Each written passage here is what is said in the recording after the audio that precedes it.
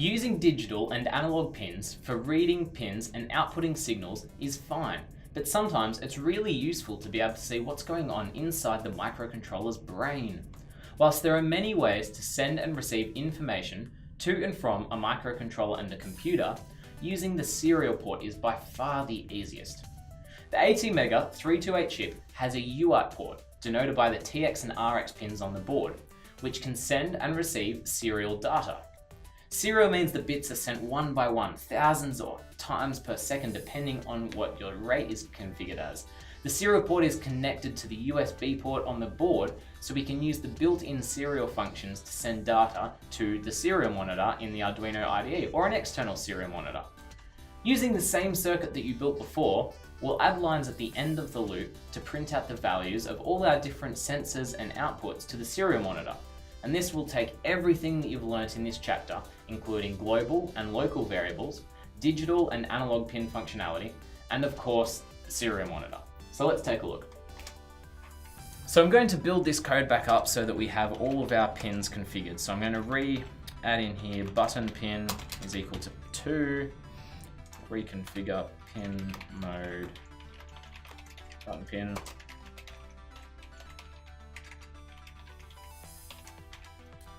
Alrighty. Now, what we want to do is we're reading the value of our potentiometer. Let's take a look at the source code for this one. So you can see that there's a little bit to it. Now, I'm going to show you how to actually copy code that isn't formatted correctly into the Arduino IDE and the steps to format it properly, because it's a useful skill to learn. It's not related to serial monitoring, but again, very useful. So whilst we get this source code block fixed in the section resources, we'll take that and we'll actually just copy it straight into the Arduino IDE. And you can tell it's not formatted correctly because everything's on the same line. There's no indentation, which is not good. So whilst this code would work, it would upload, it's not nice to read at all. So what you can do is I see void setup and you want to look for the curly brackets. And see void setup, curly bracket there to start and a curly bracket there to finish. So take everything inside of that, select it all and hit tab once. And it'll shift it to the left, which is good. Now there's no space between void setup and pot pin. So hit enter, give it a bit of space to make it nice and easy to read. We'll do the same with void loop. I'll hit a space there. Take all of this, everything inside there, and indent it once to the right. Now I'm going to take some spacing here just to split up the different sections of what we're doing. So this is our printing area, this is all of our sensory digital read, digital write functionality. So what is this, what's the code doing? Well, let's take a look. So our code's fairly straightforward. We're only adding in a couple of new functions, a couple of new bits and pieces to use the serial functionality. So we've got LED pin, we've got our button pin, pot pin, our pin definitions, our pin modes, and the new bit here is serial.begin 9600, which you might be like, what's that all about? Well, serial is the built-in serial library, and you can get external software serial libraries so you can use different pins, which uses a huge amount of overhead resources, but we're going to be using that hardware port. The Uno only has one UART port, only one set of TX and RX pins, so that's what we're using. If it had multiple serial ports, it would be serial 1, serial 2, and so on and so forth.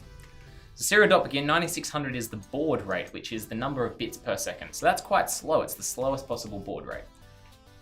Then we've got void loop. Now what we're doing is we're reading the button state, the button value, we're reading the pot value, and we're filtering it down using a separate local variable for filtered pot value to divide it by 4, so we can see the raw value versus the filtered value. And then we're writing that to our LED. So we've got all that functionality bundled into one. Now, to output information to the serial monitor, we use serial.print.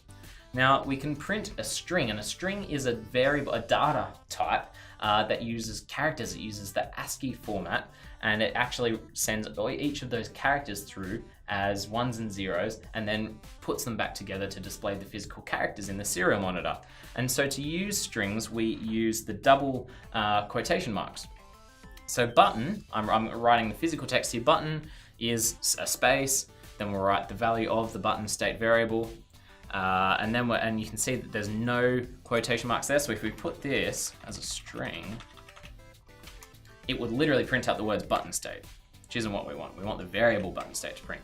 Then it prints a space, and so on and so forth. It does that for the pot value, the raw pot value, and then the filtered pot value. And finally, you can see print ln, and that stands for print line. Now each of these lines are going to print out on the same horizontal line, and then println prints all of that out, and at the end sends a return character so it knows to print everything after that on a new line. Really cool. So let's upload this to our board and see how we go. Alrighty, so now let's take a look at the serial monitor. So to open the serial monitor, go to the Tools menu of your Arduino IDE. Ensure that you have the correct COM port selected there, so COM4 is the right one for me. It could be another number for you, or a device port if you're on a Mac, and go serial monitor here. And it will connect to your board, take a few seconds, and then we'll print everything out. So you can see that we're using no delays in this function, so it's not waiting for anything, so it's printing it out very, very quickly. But you can see that when I push the button, it changes to 0, and it's printing everything on a new line as it samples it. Button, the value of the pot's currently at 0, so let's turn that up. We see we've got our raw value here, which should go to 1023. Yep. Now filtered value, so you can see how that that scaling works. So when it's at about 50%, try and eyeball this off. 512. Yeah, close enough to 512. You can see 127, which would be a 7-bit value. Really, really cool stuff. And with only a few extra lines of code, you can see how simple it is to use the serial interface to communicate with a computer. In this chapter, you've learned how to properly structure your code using indentation, variables, and semicolons, control GPIO pins, both analog and digital, and send and receive information using a computer. Pretty cool. So be sure to check out the next chapter on decision making and using logic.